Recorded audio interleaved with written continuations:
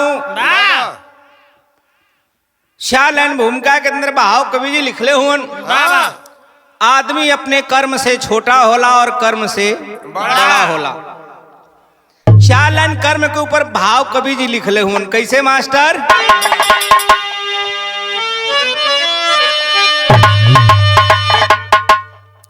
कर्म ही जिंदगी बंदगी कर्म है, कर्म ही मानो जीवन का उत्थान है। कर्म से ही पतन के विनाशक की मंदिर,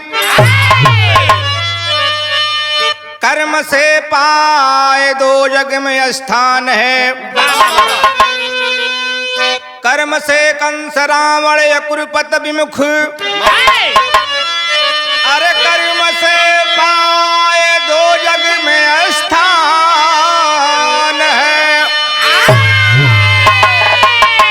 कर्म संचित किया जो कि सत्कर्म का,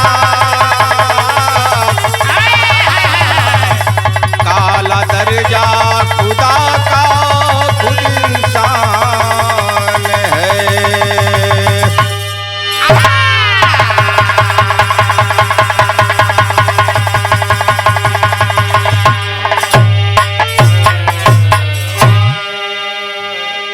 कर्म संचित किया जो कि सत्कर्म का, काला दर्जा खुदा का खुद इंसान है।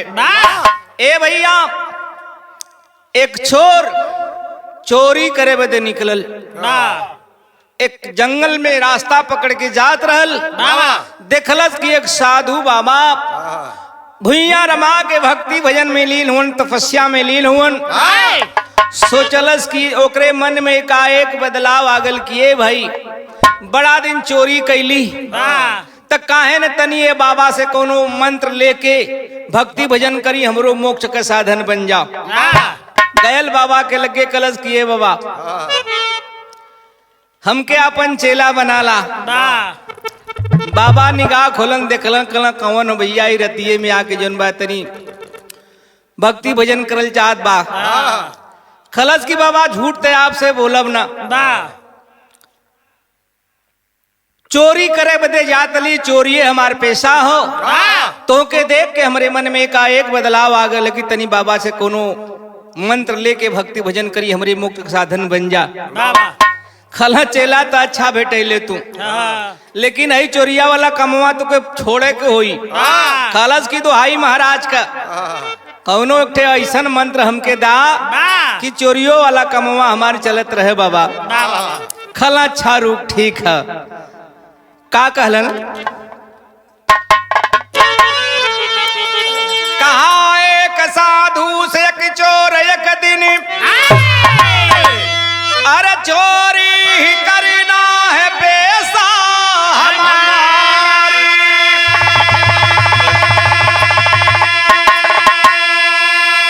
मगर अपना चेला बना लीजिए बाबा, रहूंगा जीवन में बन के आभारी।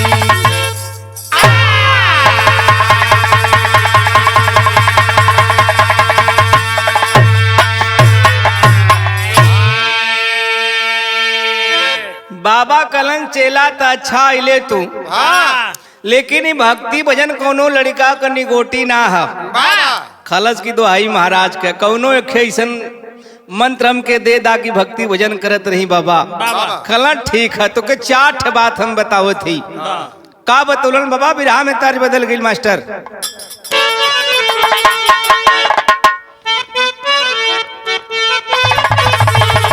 बिरहा का तरह हुआ बाप, ई माता बहन लोग गावली सोनभद्रपुरी, जब माघ पूर्णिमा को मेला लगला तब गावली। कैसे गावली? कि अरे पातारा ही राम जी के, अब पातारा ही राम जी के, अरे पातर बा कमरिया हो रामा।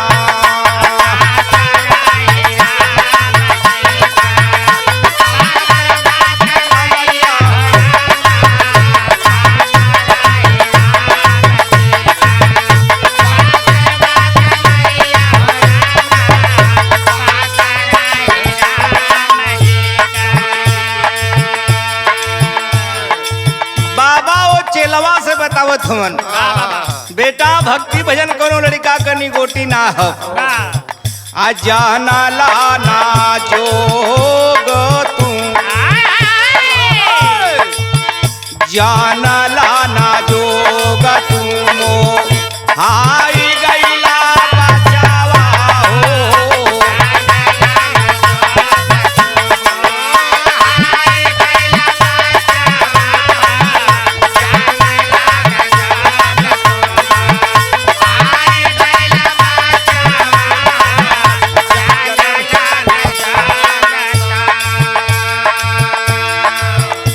चेला बना हमारा से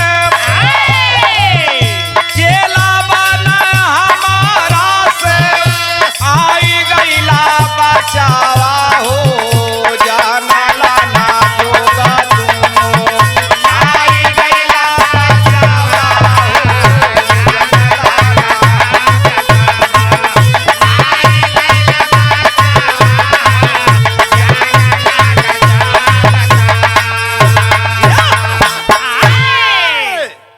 चेला बढ़िया आइले बेटा तो के चार ठे बात बतावत ही अगर ई चारों बात का उपयोग एके भूलैबे न उपयोग करत रहबे तोरे मोक्ष का साधन बन जाई का बाबा बतौलन पहल की लाइन बतावत हुवन नमक खा के दूसरे के सैरियत चुकाई हा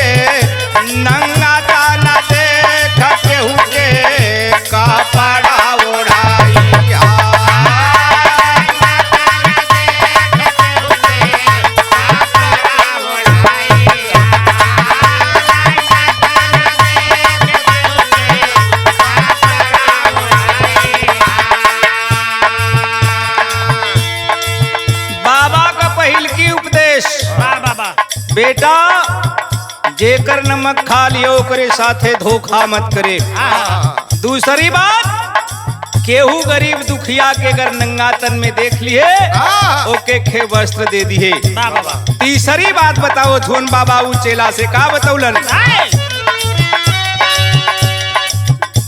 रुकी हा जरूरा साता संग जहाँ होला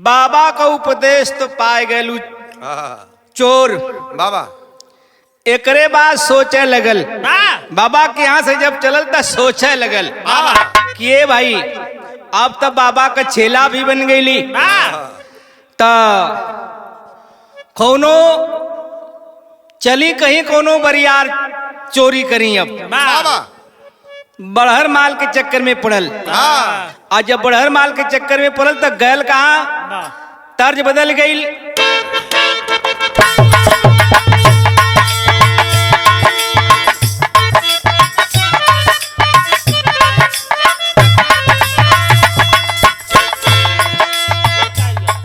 के हुई आंखें नम और ये दिल मुस्कुराया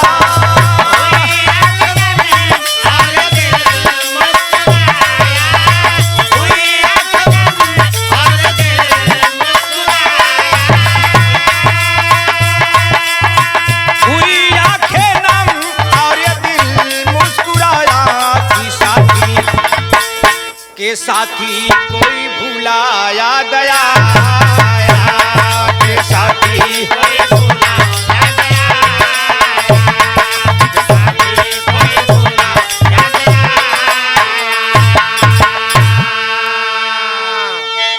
ई रहल तरज।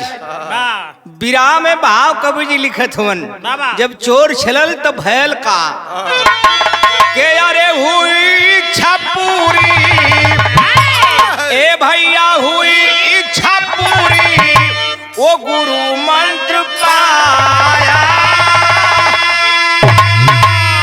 कि अरे हुई इच्छा पूरी, वो गुरु मंत्र पाया कि चेला बन के चोर चलाया, चेला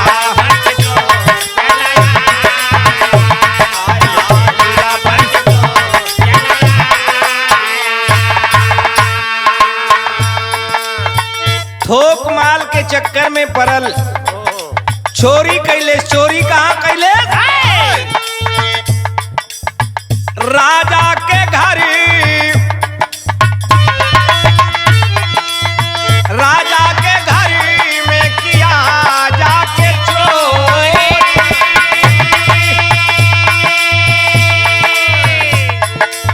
भोजन किया गहना लिया तोड़ के तिजोरी,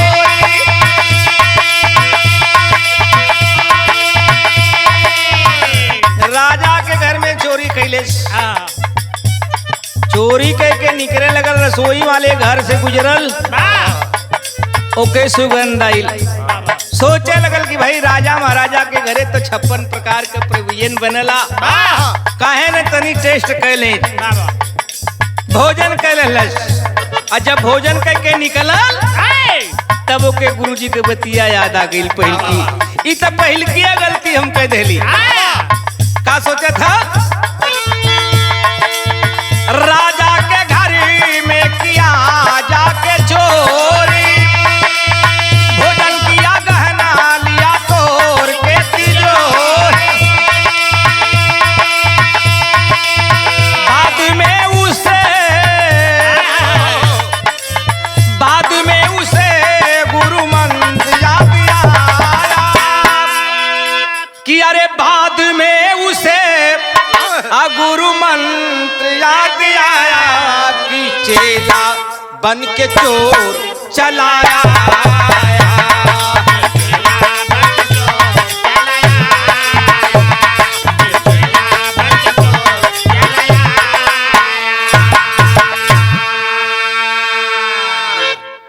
जब नमक खा लेलस,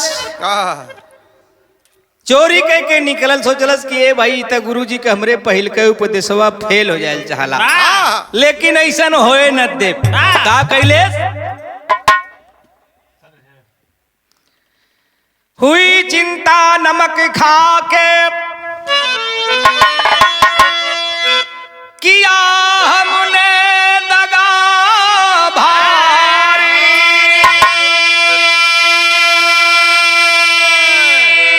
सुबह वापस किया गहना, निरख राजा ईमानदारी,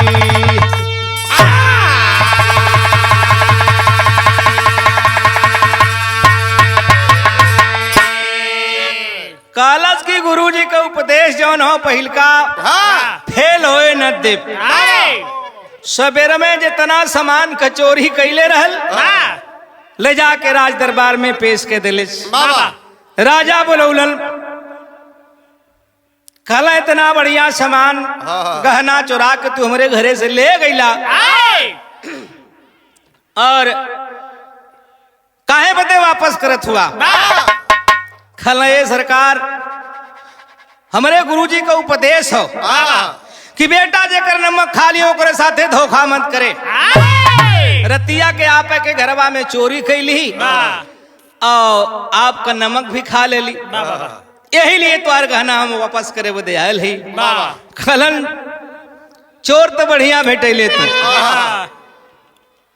इतना बढ़िया आदमी हो के इतना घटिया काम काहे करला तू? कल से राजा साहब हमारे जीवन का स्रोत ये चोरिये हो बाबा। चोरी अगर हम ना करब तो हम अपन जीविका न चला पाई। खला अगर तो के बढ़िया कोनो काम दे जा तो चोरी ना करबा ना काला की तब चोरी करे के कौन जरूरता बा। राजा साहब का सोच गइलन कोई रहस्य है इसमें। विद्वान राजा थे। भैल का के बना पहरू लिए उसको हर रहा तैनात ड्यूटी पे तो देखा रात में मंत्री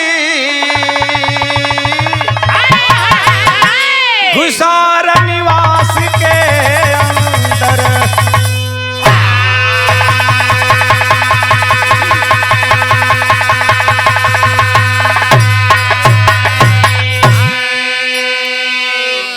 दुइयो दिन ना बीतले भैया पहरेदार का ड्यूटी लग गई। लो देखा चोर से पहरेदार बनल। सत्संग में इतना दम बा। चोर से वो पहरेदार बनल। और जब पहरेदार बनल तब देखलस का विराह में तर्ज बदल गई। मास्टर बढ़ाला तैसे कैसे बढ़ाला?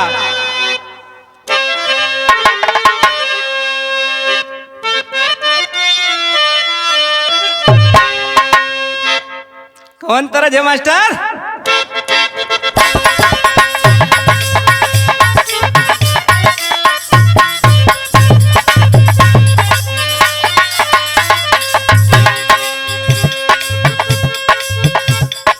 रांची का गीत है होनो भट्टा वाली। बाबा मरद खाता जो कमाए वो कहला कि नहीं जाप कमाए। काहे रे बतावत बा का के दैया मैया रे हम ना जइबा भाठा पर कमाए।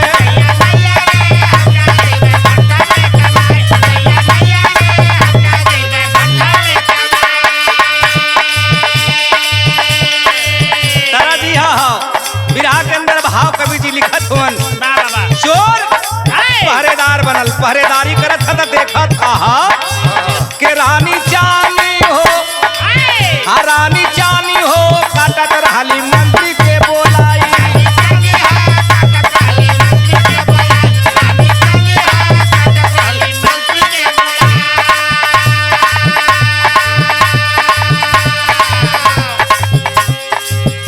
रानी और मंत्री का अवैध संबंध था साथियों। पहरेदार अंदर से पहरेदार जब गैल दरवाजा लाक ना रहल खाली उठंगावल रहल। दरवाजा ढकल तो दरवाजा खुल गल। और जब दरवाजा खुल तो पहरेदार देखलस का दोनों पूरी कर करतूत दोनों पूरी कर करतूत नंगे गए सेज पर सूत। दोनों पूरी कर कर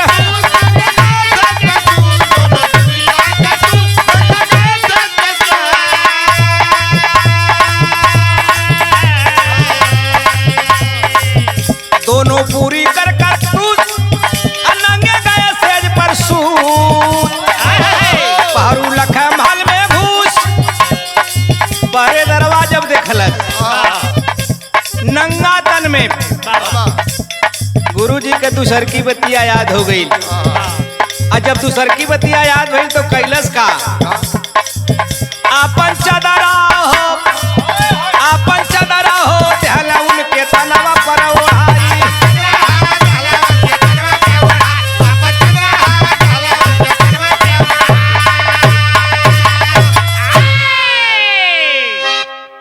दोनों पूरी कर करतूत नंगे गए सेज पर सूट। अब पहरेदार देखलस की दोनों नंगे तन में हुवन। त काहे ना हमारे गुरुजी का दूसरका उपदेशवा रहल कि बेटा जेके नग्न तन में देख लिए ओके का पता की गरीब दुखिया के कले रहल। आपन चदरवा उड़ा दिलेस। बाबा चदरा उड़ा के दरवाजा उठंगा के चल दिलेस। आयर जब रानी का नींद खुलल लगली मंत्री साहब के जगावे।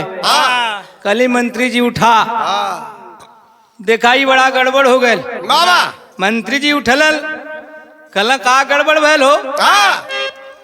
कली चदरवा दिखाई के कर चदरा संकेत करत बिरहा में तर्ज फेर बदल गई मास्टर।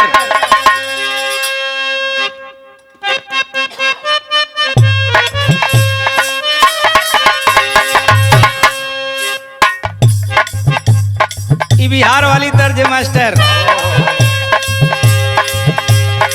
गोरिया क्या गोरे गोरे का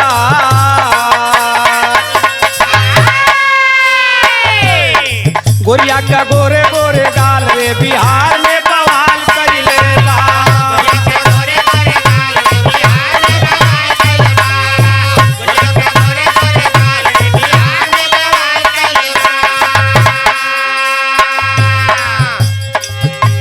लेकिन रानी का कहलिल निदिया खुला लऊ सबा भैया निदिया खुला लाऊ सबार रे से जारिया पकेटा जगरा।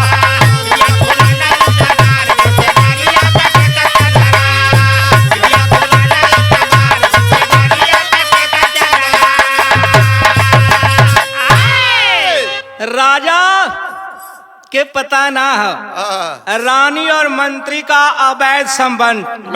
मंत्री से रानी कहली कि बड़ा गड़बड़ हो जाई, राजा जिये न दिहन केहू के गरीब पोल खुल जाई तई चदरा पहचाना की केकर चदरा। मंत्री कहला कि घबरा मत, अब हम बतावत है कि केकर चदरा है। मंत्री चीन के चदरा केकर बतौलन। अरे मंत्री चीन बोला ही तब हरू का चदरवा।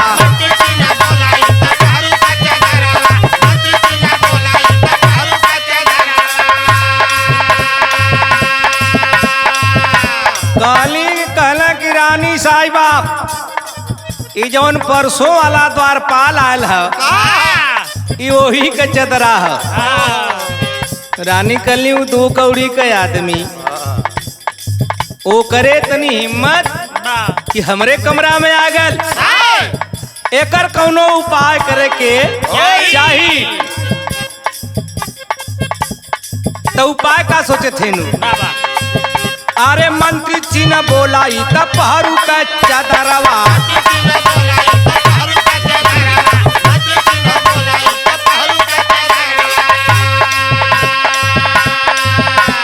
बोलावा खुली तो होई प्यारी जहरवा।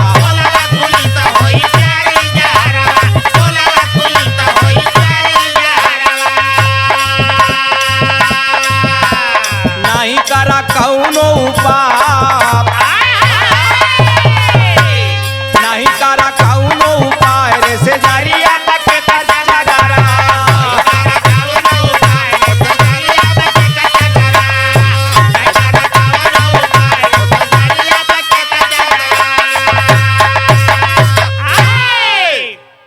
ए भैया मंत्री से रानी कहली कि एकर कौनो उपाय करा। तो मंत्री कहला हमारे पल्ले तो कौनो उपाय ना है, तो ही कौनो उपाय करा। तो सारा विरहा के निचोड़, विरहा का सारांश टेरी के में कवि जी लिखलन। तन्नी से और बढ़ाला मास्टर।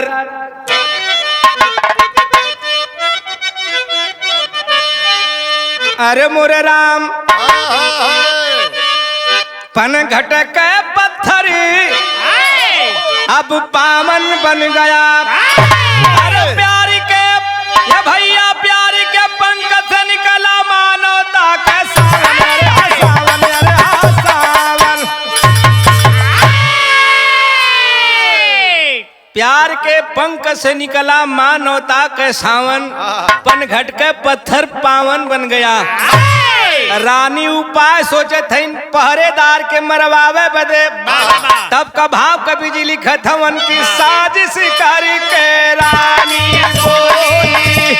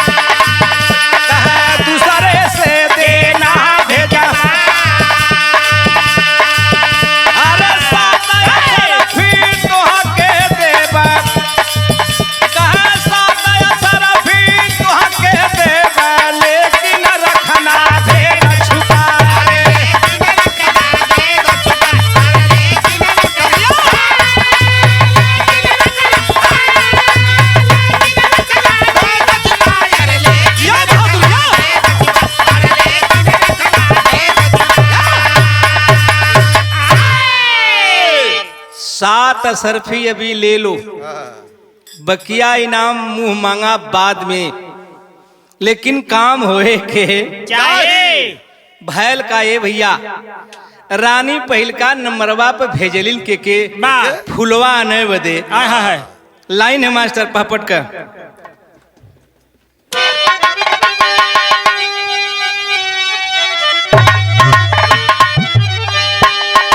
ए भैया सुमन बदे तहिया सुमन बदे जब रानी दिया पठाई पहरू रहिया में होता रहे सतसंग सुनाला जाई पहरू रहिया में।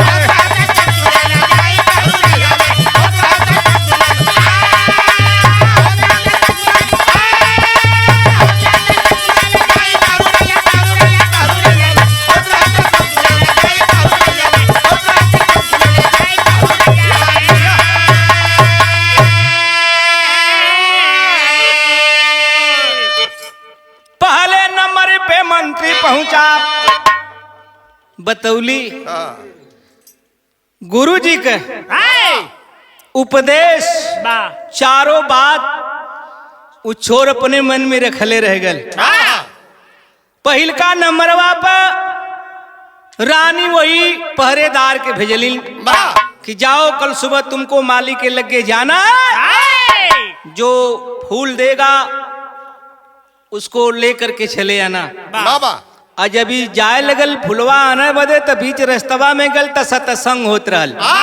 गुरु जी का तीसर की बतिया याद हो गई। बेटा जहाँ सत्संग होत रहे, अच्छे लोग अच्छी बात करत रहे, वहाँ 2-4 घंटा का अपन समय दे दिए तू। ई लगल सत्संग सुने, कुछ टाइम हो गई। रानी साहिबा सोचली अब तक काम हो गल हुई। मंत्री साहब जा जवन फूल उडेई माली लेके वापस चली आया तू।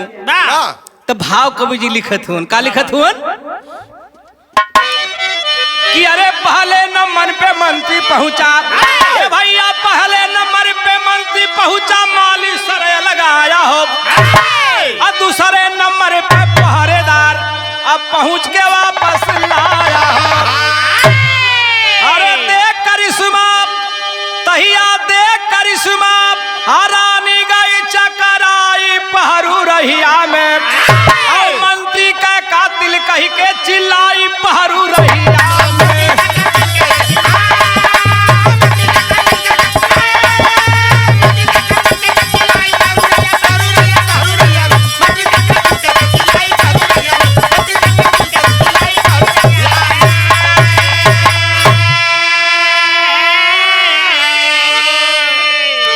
कुछ दूर में है पहरेदार, कुछ दूर में है, तबले रानी चिल्लाए के राजा से कहले कि राजा देख लीजिए आपका चोर। बाबा चोर तो था ही, लेकिन आप उसे द्वारपाल बनाए। देख लीजिए वह मंत्री का गला काट करके ला रहा है। राजा साहब बोलौलन पहरेदार के, कहला कि रानी का आरोप है कि तू मंत्री का कातिल हुआ।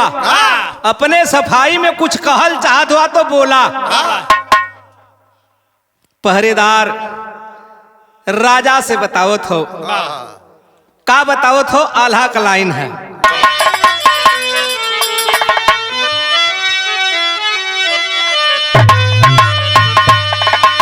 अब हाय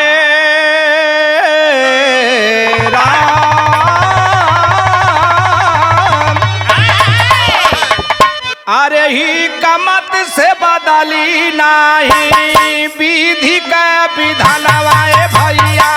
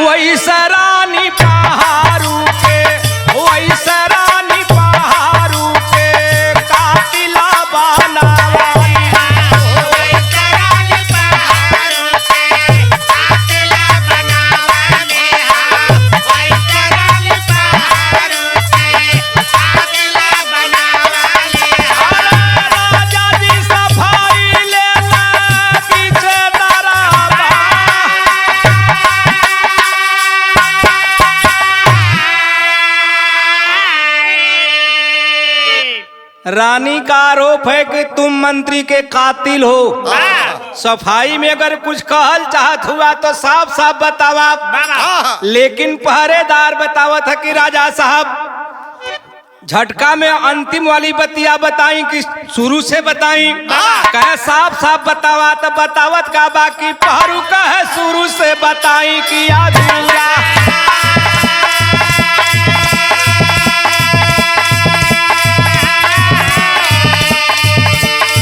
भैया पहरू का है शुरू से बताई कि अधूरा।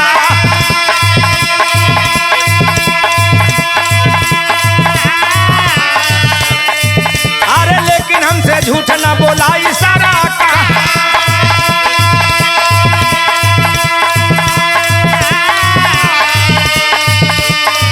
कहराउरा महलिया से गहना चोरवाई।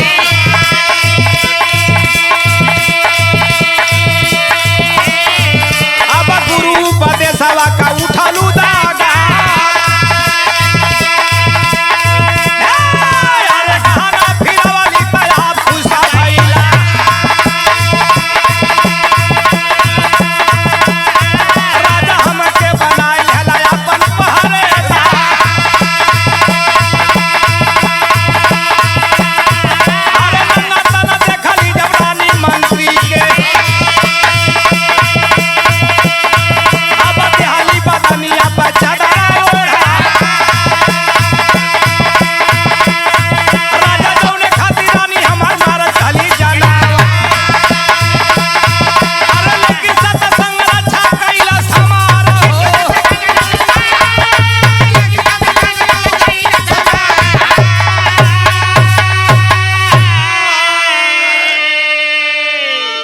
राजा साहब आप जान ला हमारे गुरुजी के 4 ठे उपदेश रहल। पहलका उपदेश आपके घर में चोरी कैली, आपका नमक खा लेली।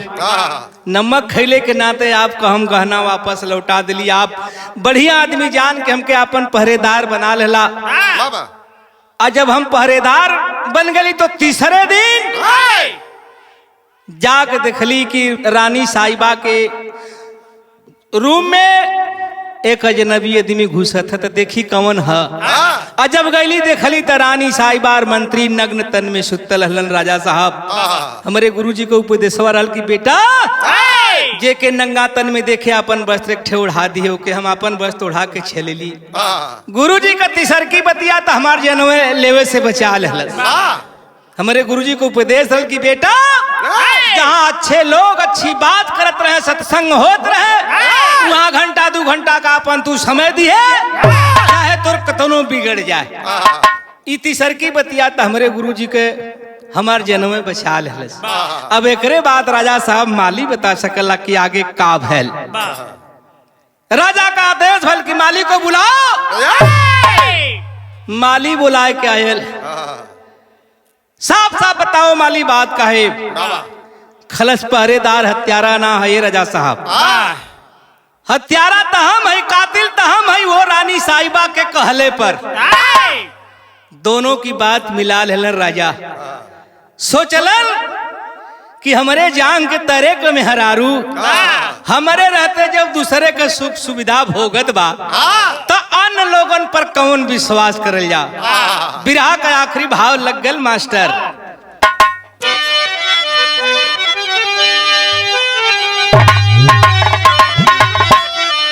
ए भैया राजा भैया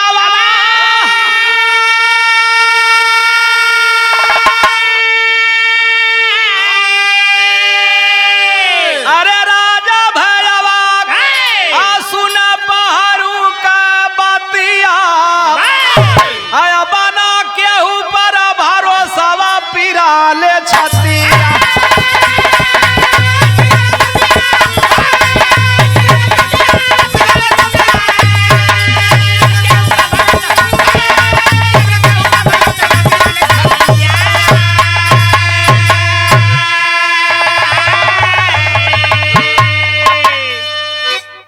राजा सोचलन कि जे दोषी हो ओके सजा तो दे वही के चाहिए। राजा का कैलन कि अरे रानी को राजा जी, ए भैया रानी को राजा जी अब झुलाई दिए फांसी। अरे सोचला कि राजा कैले होई उपहासी।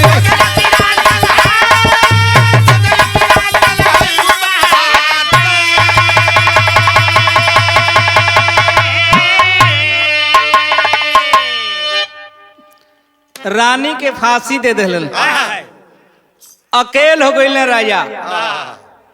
सोचलन कि आखिर में हमरे गईले के बाद इस राज का उत्तराधिकारी के बनी। कुल मिला जुला के राजा का कैलन क्या वही पहाड़ू के सऊ पलाऊयापन थातिया आया बना केहू पर भरोसावा पिराले छतिया। सच्चाई में इतना दम है, सत्कर्म में इतना दम है कि चोर से पहरेदार बनल और पहरेदार से राजा बन बैठल। और राजा का कैलन ए भैया सन्यासी बना राजा जी, तहिया सन्यासी बना राजा जी और सिधारे पर लो कहो। अरे दूसरे जन्म में उस सम्राट भय अशोक।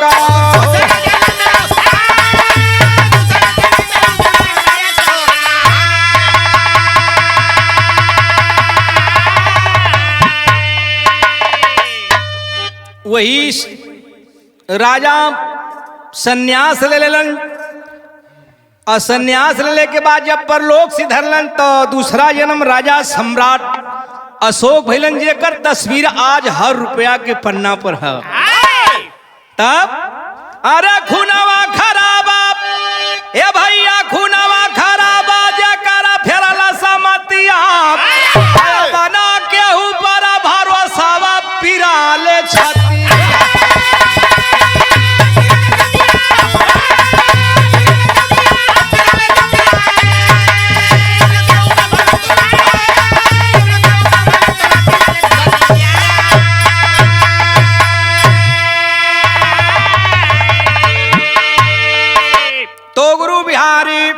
गुरु रमन गुरु भक्ति का पैगा।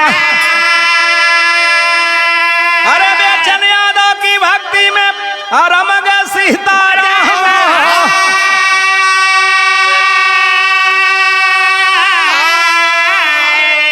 ए भैया अपन घट का पत्थर पावन बन गया। यही फक्कड़ विश्वनाथ